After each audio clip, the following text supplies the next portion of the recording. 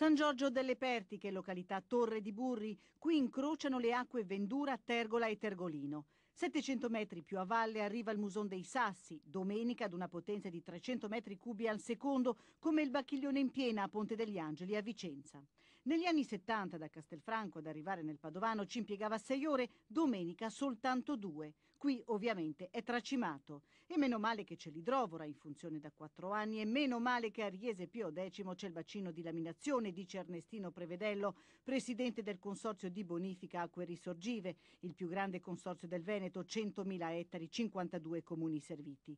Ma tutto questo non è bastato. Servono almeno altri 2-3 bacini di laminazione solo per il Muson dei Sassi, rilancia Prevedello.